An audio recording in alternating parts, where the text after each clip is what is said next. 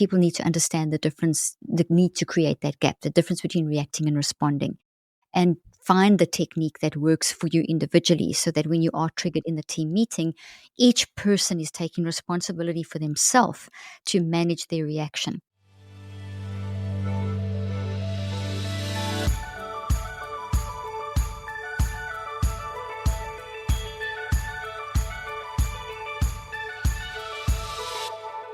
Hello, and welcome to the Shifting Culture podcast, in which we have conversations about the culture we create and the impact we can make. We long to see the body of Christ look like Jesus. I'm your host, Joshua Johnson. We're constantly surrounded by noise, endless headlines, hurried schedules, and the quiet weight of our own thoughts. It's really easy to forget that our minds aren't just along for the ride. They can be shaped, they can be renewed, and healed. In this episode, I sit down with Dr. Caroline Leaf, a clinical neuroscientist who has spent her life exploring how our minds work and how we could reframe our thinking to live with more clarity and purpose. We talk about what it really means to renew our minds, not just as a cliche, but as a daily practice that changes the way we live and love. Dr. Leaf gives us practical ways to deal with toxic thoughts, untangle anxiety, and step into a story of hope and wholeness. So join us and learn how to slow down, pay attention to what's shaping us, and learn how God is at work even in the tangled mess of our thinking. Here is my conversation with Dr. Caroline Leaf. Dr. Caroline Leaf, thank you for joining me on Shifting Culture. Excited to have you. Thank you, Josh. It's nice to be on your show. Thank you. Yes, it's going to be good. So let's dive in. You have a new book, Help in a Hurry: Simple Tips for Finding Peace When You're Feeling Overwhelmed, Anxious, or Stressed. And I think we all need those tips at the moment. I think the world is feeling this way. Yeah, So for sure. Thank you for this. You start your book out explaining a little bit about the mind and the brain and the body and how it intersects. And I think it's a good foundation for us to get started on these simple tips. So can you explain some of the thoughts behind mind, body, and brain and how they interact together? Absolutely. That's a really great place to start. So I'm going to use a few props. So those that are just listening, what I'm doing is I'm holding up a brain and a skull. It's not a real one. And basically, we have been very misled in our current culture, zeitgeist, to think that the mind is the brain, but the mind isn't the brain. And so one of the key things to understand is that your mind is separate from your brain. And in understanding that, it's very hopeful because it gives us it empowers us to know that, well, with my mind, I can change the brain. I'm not controlled by this physical thing inside of my head. So the research, and I've been in the field now for 40 years, the research shows, and this research shows for the last 40 years, but for years before this as well, we've always actually understood for thousands of years, we've spoken about the mind and the soul, mind and the soul and the body. We've always made the separation. So it's quite a modern idea that the mind and the soul are one, or the mind and the brain are one. So I said mind and soul. I meant mind and brain. It's a modern idea, and it's not actually correct science. So the first thing is to understand that your mind is 99% of who you are. Your mind has different levels. Your mind is all powerful. Your mind is the dominating force. Your mind is you. It's how you think, how you feel, how you choose, how you experience life, how you love, how you're understanding this conversation, how you make choices, good, bad, and ugly, the impact of that, how you show up in life, how you adjust that. So all of that is mind. Mind also drives our physiology. So the fact that your heart's beating right now, the fact that we make 800,000 to 1 million cells every second, the fact that your lungs are helping you breathe, the fact that your hormones are working, all of that is driven by your mind. When we die, the life force goes out of us, as we all know. Within 10 to 20 seconds of the heart stopping, the brain stops and the body starts disintegrating. So the thing that separates an alive person from a dead person is the mind. It's a life force. So it's a big word that incorporates all those psychological and neurophysiological elements. And that's good news because the mind is there for the thing that's doing the stuff that enables us to be a human. And the brain and body simply act as hosts. So in this process, we as humans gather information from the outside with our mind. So mind is this filter. And what I always try and help people understand, just to get a visual, is if you just put your hands in kind of an arc around you, that is your energy field. And this is nothing weird or woo-woo. Energy is the same thing that makes your cell phone work and enables us to talk over Zencaster like this. Energy is an electromagnetic force and it radiates. And what we see from science is that as humans, we have our own energy force that is connected in to the world around us, and it comes from an original source, whether you believe that's God, godness, whatever one believes. Okay. So what we see from really hardcore science is it's this force that we pick up if you do an EKG on someone's heart, or if you do an EEG on their brain, or you have a sonogram. So anything where we are seeing a response in the body that when a person's alive, that's been driven by mind. That's on the physiological level. Then the psychological level, how you show up, what you say, what you do in any one moment of the day, how you respond in your relationships at work, etc. That's all mind. That's basically the mind, how the mind is showing up in the moment. Okay, so now where does help in a hurry fit in and my work fit in? We know as humans, we think, feel, and choose. We have free will, we can choose. And sometimes we are very reactive and we don't always make the right choices. Every single experience we have, we react to, we respond to. We want to try and respond versus react. When we respond, we are going to be more organized and we're going to access wisdom and that kind of thing. If we react, we're going to bypass wisdom. So where does wisdom sit, this elusive wisdom concept? Wisdom is the core of the levels of mind. So mind is, as I've explained, this big part of us, and it's got different levels. The conscious mind is awake when you're awake, sleep when you're asleep, and that obviously our conscious mind's operating now. But then we have another level that's the main level. It's called the non-conscious, NON, and that's our spiritual level. It's where our wisdom resides. It has an eternal component. It's beyond space and time. It's where every single memory we've ever had and will have is stored. It's on our side, finding stuff that's disruptive and making us consciously aware of it. So it's quite brilliant. It's our core. And what we want is to, in our life, as we go through our day-to-day moments of life, we want to always make sure we're accessing that wisdom. So we want to manage our mind, manage our conscious mind. So with our mind, we want to manage our conscious mind. We want to consciously manage our conscious mind, because the conscious mind is amazingly excitable. It's learning. It's like a toddler.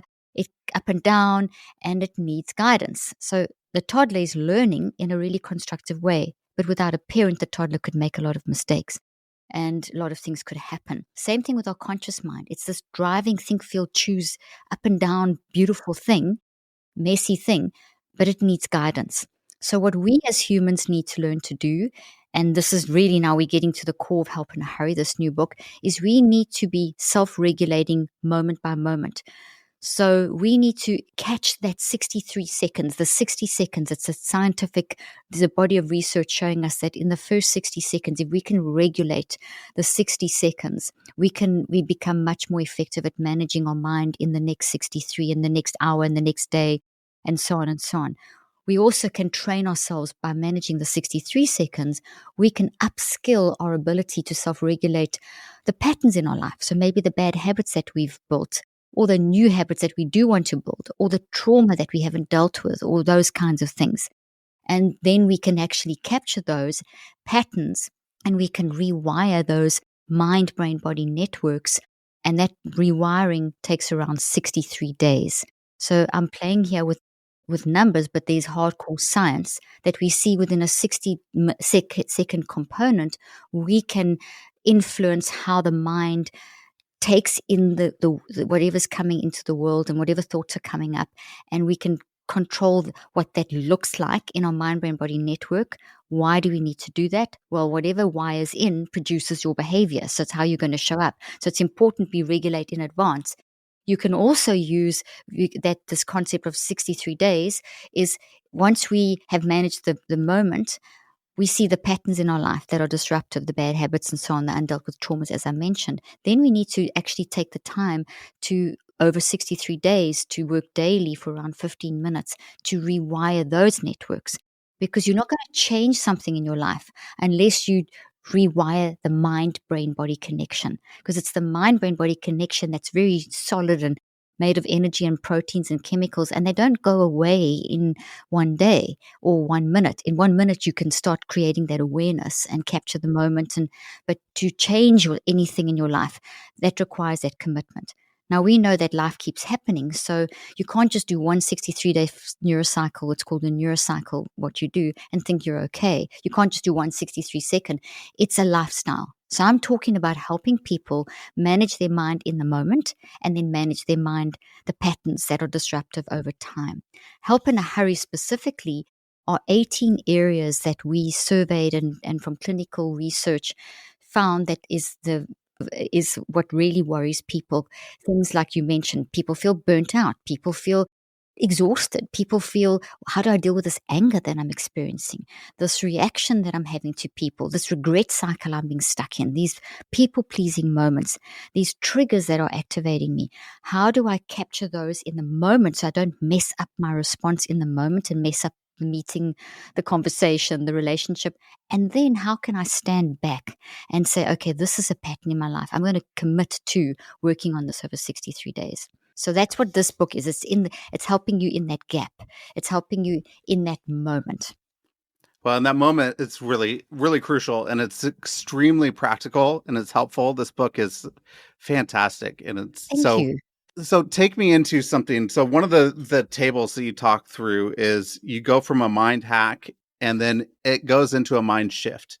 If I'm taking Christian language, spiritual language, thinking about repentance, metanoia, which is a change of mind, then that actually then moves into a change of direction, a change of course, a change of habit.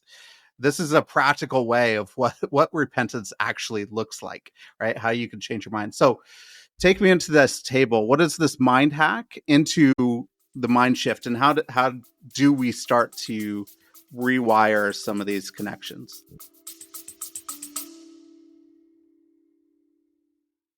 Love Shifting Culture? Well, subscribe today at shiftingculture.substack.com for early ad-free access to inspiring conversations with upcoming guests like Kurt Verbeek on radical justice, Tony Collier on embracing authenticity, and Liz Theo-Harris and Sharon Rebar on powerful faith-based advocacy. Don't miss these transformative discussions before anyone else can listen. Plus, your subscription supports the podcast directly. And remember, rating and reviewing Shifting Culture on your podcast app helps others discover these meaningful conversations. So visit shiftingculture.substack.com and subscribe now. Great question. Fantastic. And I'm so glad you brought up those terms. And I'll throw in another one.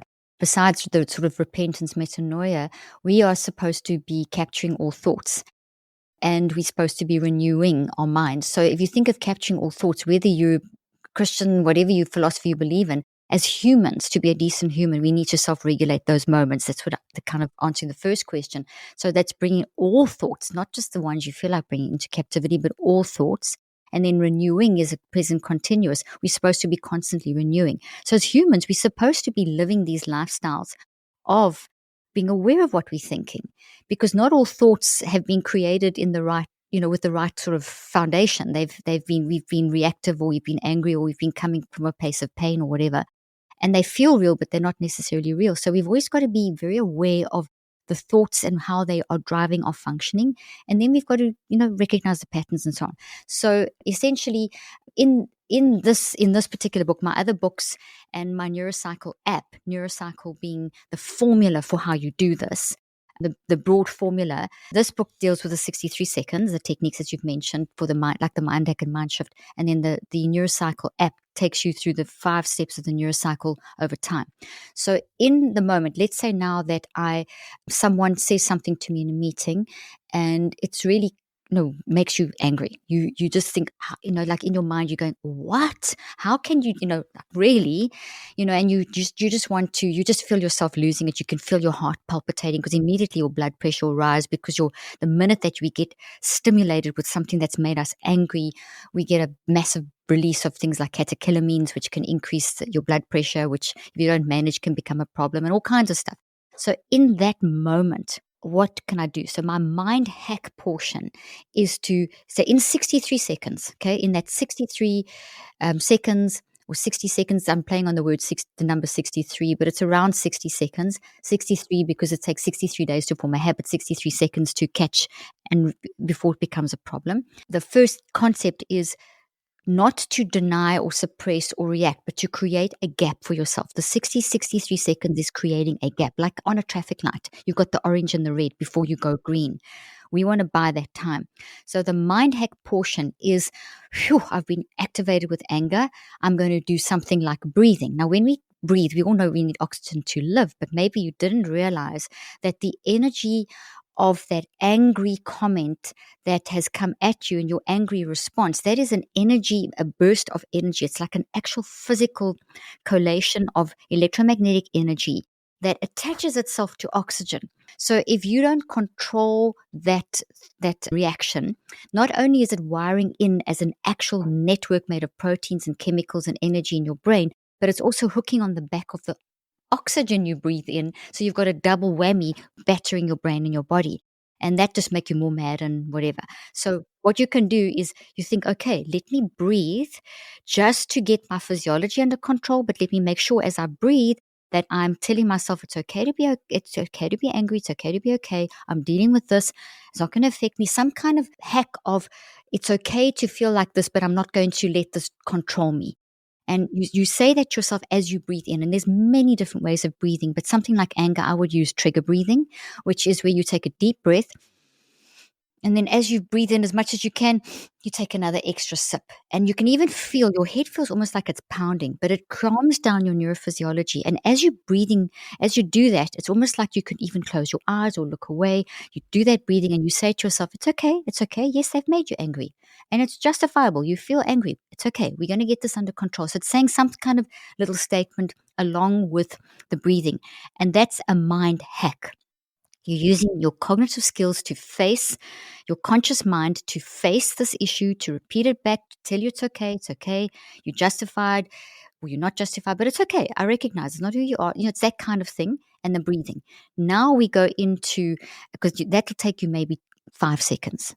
Honestly, once you know how to do this, you don't wait for a crisis to learn how to do these. Read the book and practice them. So when you're in a good place, and so when you're in the crisis, you remember, okay, trigger breathing. It's okay to not be okay, and then you move into a mind shift. But just so in between the mind hack, which is this breathing and self talk, facing this issue, not denying it, you then just want to say to yourself a little bit of, you know what, they have made me angry, but I'm going to shift my mind. I'm going to do a mind shift.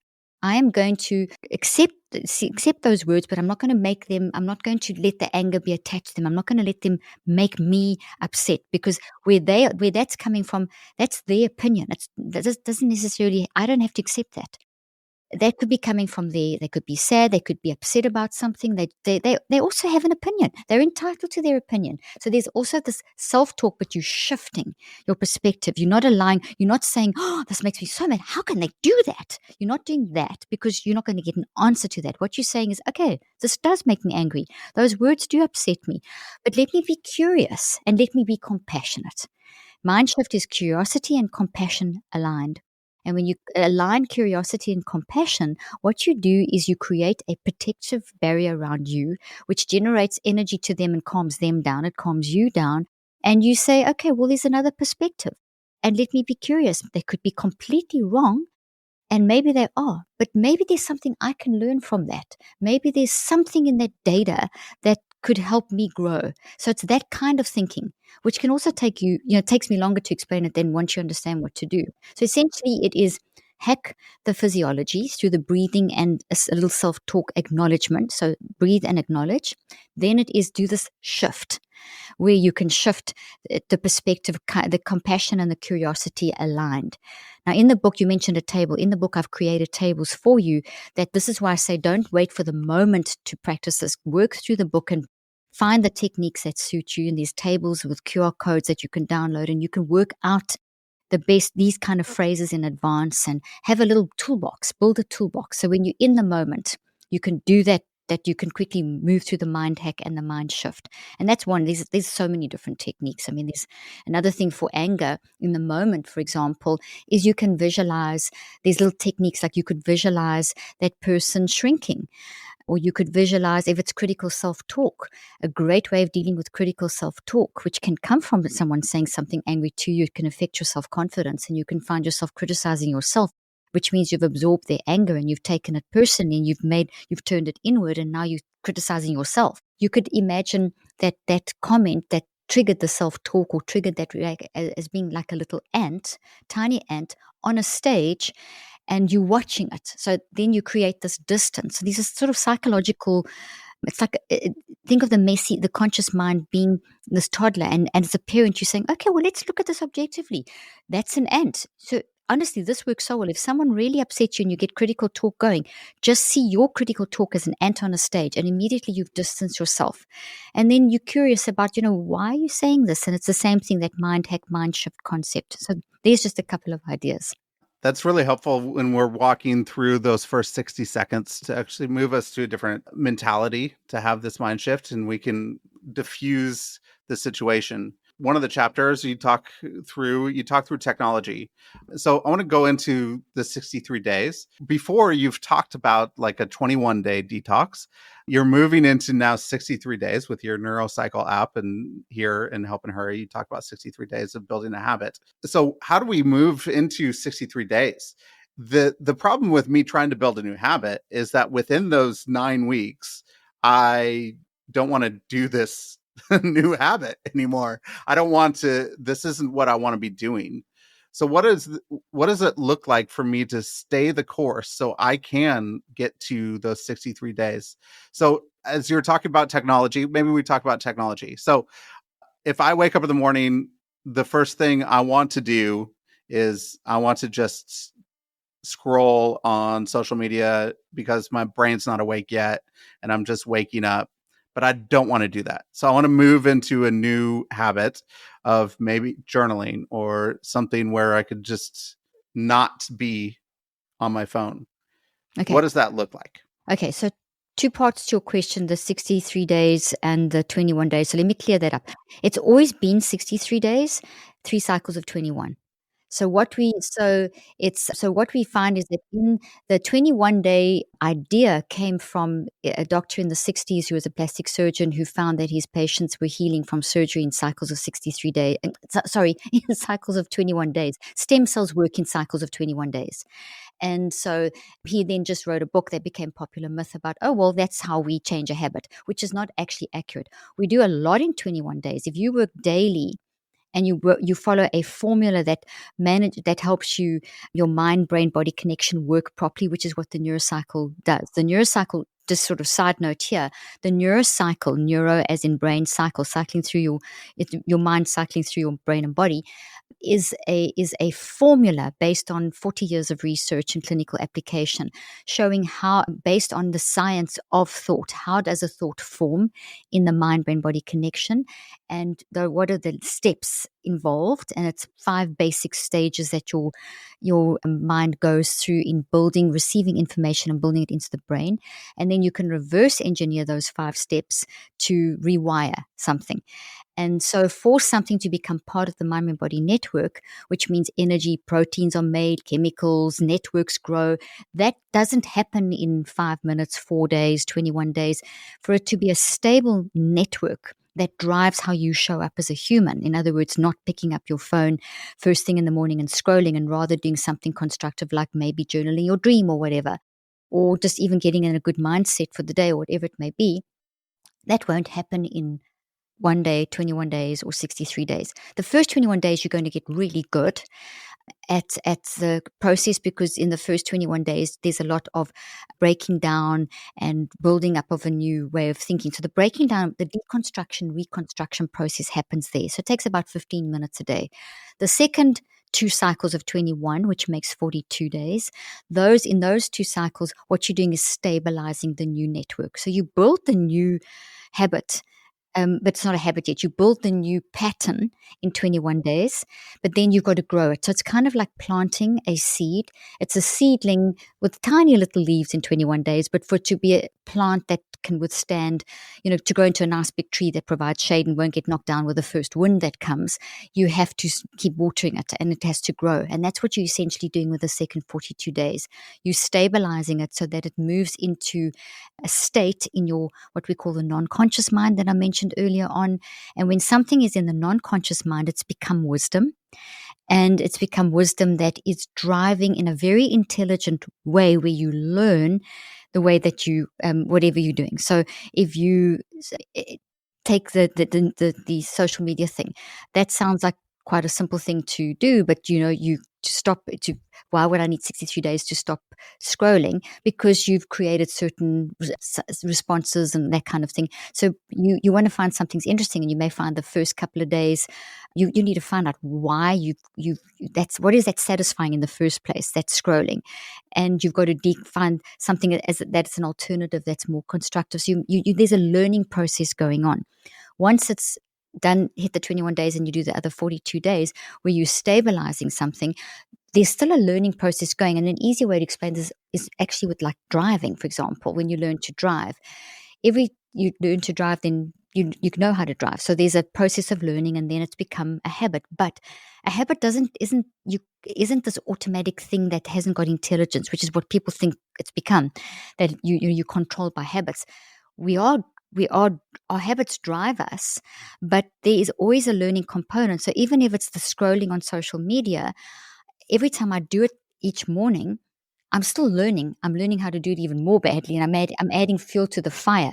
So there's a learning component in our habit formation. So like driving, if you get in the car, you've got a whole new experience each time you drive because there's new traffic and there's different whatever. So there's constant learning going on in our habit formation. So in the 42 days, we establish a baseline. And then after that, we keep on growing and we keep improving and so on and so on. So when we talk about driving without thinking, you're always thinking, but you're thinking you've got your baseline. So that's why we need 63 days to, getting yourself to floss, even floss every day. That's very simple compared to dealing with a mental health issue. So when you're dealing with like trying to change a trauma or trying to change a bad habit, getting irritated or angry all the time, that's going to be a little harder to do. And it's going to maybe require even multiple cycles of 63 days. Something like getting yourself to floss or go to the gym or something like that, which are more mechanical type things. It's still, to get that into a really good habit, you're still going to need around 63 days, but you could spend maybe 3 minutes a day versus 15 if it's the more complex one, if that makes sense. In your book, you talk about stress, and you said it's a pressure that could cook a great meal or it could blow a lid, right? So we have different types of stress. So stress can be good. I want to know, like within a team, when we're talking about these mind hacks, going into mind shifts, and we have all these stresses and stressors within our work as a team, how have you organized, or how do we organize around some of these things so that we can, if we do trigger each other, which we will in a team, we're going to trigger each other and we're going to have stresses and stressors. What does it look like to implement some of these things within a team setting to help us move forward? Very good question. So stress is good for us until we don't manage it, then it becomes bad for us. So stress keeps us alert and focused. But when we start becoming reactive, like when we get irritated with that team member who said something, or they didn't do something, or they spoke with a certain tone that aggravated you, or you don't like how one team member wants to do something and you've got your own way, etc., etc. That those kind of intolerances or things that create friction in a team are coming because each person isn't managing their own mind. So it does definitely start with a commitment of each team member to understand this concept that if I am triggered and angry, then let me do that little sip breathing, mind hack, whatever, and then let's talk about this, because this is a regular thing that's happening in our team. When this tone is used by this person, it tends to create this kind of reaction in that team member. It's not productive, etc., etc. So, so two parts. Number one is you have to educate. People need to understand the difference, the need to create that gap, the difference between reacting and responding, and find the technique that works for you individually, so that when you are triggered in the team meeting, each person is taking responsibility for themselves to manage their reaction. So if you know that your tone of voice tends to aggravate X person, then you speak about it, but you then have a way of, when someone says something and you want to irritatedly say, but I've already sent you that document, that tone immediately will, some people can ignore, but someone else will be aggravated. If you've had that discussion, as you want to react like that, you can do a little sip breathing, do a little, maybe imagine the ant on the stage, or maybe imagine the tunnel, or whatever hack you've decided to use, and then get yourself under control so that when you do say, oh, I sent you that document, but is that confusing? In other words, you're going to mind shift, and the words that come out of your mouth are not going to be an irritated tone with a, I already sent you that document. It's going to be, okay, I have sent that document. Maybe it was confusing the way I sent it. Which is kinder and compassionate, and that immediately will generate the other person say, oh my gosh, goodness, sorry, you actually did send that document, but it's kind of confusing like that. Could we maybe look at another way of whatever?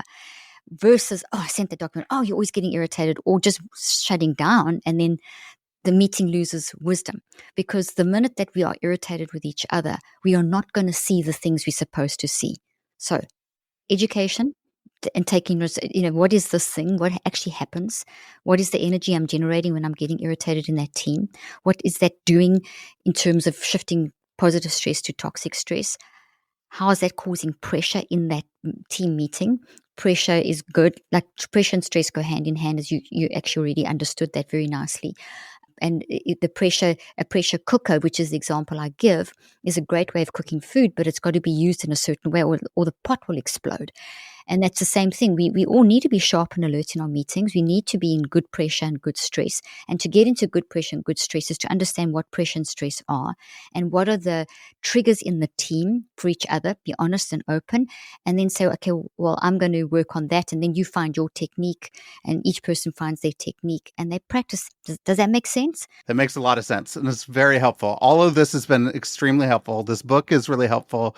If you could talk to your readers, the people who pick up Help in a Hurry, what do you hope your readers would get from this? What is your hope for this book? I love that question. I feel like this book is the missing link.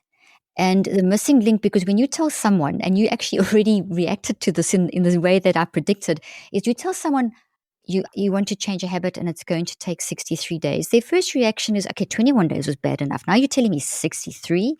I've had people asking me, isn't there a way of fast tracking this neuroplasticity? Because essentially what you are directing is neuroplasticity, which is the ability of the mind, us with our mind, to change the mind-brain-body network. And there isn't a way to fast track. But if you manage the missing link, which is if you manage the 63 seconds, if you can manage that 60-second block and how you react, suddenly your wisdom changes, your insight changes, you get access, you see things differently. It's unreal how these things work. You see things differently, and then suddenly, oh, okay, I see the reaction, that difference in my life, in other people's lives. And I can see that that's a pattern, and therefore I can see that it's worthwhile spending the time. Unfortunately, you can't fast track a change of a network because of the fact that there's proteins involved and chemicals and energy, and there's a physics principle operating. And the physics principle is that we need that time. And as humans, we need that time to grow. And we do live in a zeitgeist of make it fast, make it quick, biohacking movement. Those biohacks are fine for the end, the sort of end stage, but you still have to go through the work. That's good. So go through the work. Don't stop, but actually go. And so as Dr. Leaf says, 15 minutes a day that we could actually start to create these things and these habits. But we also need to create those 60 seconds, those mind shifts. Absolutely. It happened to me this morning as I was actually going through spiritual direction with my spiritual director, identifying lies in my life that I'm believing. And one of the things that really helped was positive memory and going back into positive memories that actually counteract some of those lies that then, have triggered me in my life and to move a different direction. So positive memory, gratitude, things that you talk about, but we haven't. Yes, I talk about, you're quite right. I'm so glad you brought that up, and well done for doing that. In here, I do have a whole section there, because what our non-conscious mind, which is that spiritual wisdom part of us, what it will do is not just look for the most disruptive thought and make you aware of those, to work on in the moment, to catch them in the moment and start self-regulating, and then in the long term. But it'll also capitalize on the good stuff, the good memories, because those activate our endless resilience. We don't run out of resilience. We get exhausted, then we think we're no longer resilient, or we think that we've got compassion overload or compassion fatigue and those kinds of things. What we have is we haven't spent enough time also looking at the good stuff, which doesn't mean that you're just going to take a positive thought and replace it with a negative. What you want to do is draw from the energy. You want to face that negative in its face and be curious about whatever that toxic thing is, because it's data and you have to deconstruct and reconstruct. So you can't put a positive affirmation or a scripture on like a band-aid. You have to do the work. But to have the resilience to stick out the 63 days and the moment by moment stuff of the day-to-day life, of which you'll see in my book as well, I talk about it's okay to not be okay. 95% of our day, we're not all smiley happy. We're just getting through the day. So in order to have the resilience to get through the day, you also want to definitely focus on those prompts that come up that are you deliberately and intentionally thought, hey, that really happy moment with your family member, or that great inspirational discussion that you had with a team member. You want to also not just let them through your mind. You want to catch them in that 60 seconds and look at them and say, how did that make me feel, my body feel? And, spend that time. And then what you do is you add more energy to that. You make it stronger. Then that network activates in the mind brain body network. And then it literally opens the door and adds more resilience to your toolbox. Yes, perfect.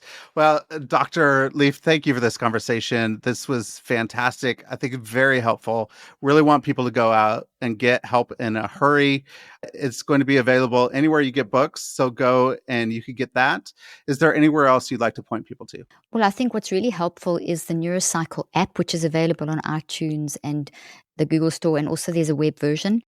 And for your listeners, if they want to get the Neurocycle app, they just have to put in they go to the web version and put in caps welcome. They can get 30% off a year's subscription. And that's the Neurocycle app. And so that's a great toolbox. If you've got this book and the Neurocycle app, I mean, I've got lots of other books too. You can get whatever, there's a whole book just explaining the neurocycle in depth, which is the system, the formula for what you do each day and what you do in that moment. But the Neurocycle app, it's like literally me giving you therapy, holding your hand through those 63 days, doing the 5 steps daily. So then the combination of that plus this, I think, is a great combination to help you learn to self-regulate. And that really shifts the game. It puts you into a state of mind management, truly capturing thoughts and renewing the mind. Well, thank you so much for being here. It was a fantastic conversation. Really, really enjoyed it. So thank you so much. Thank you so much. I love the questions. Thank you.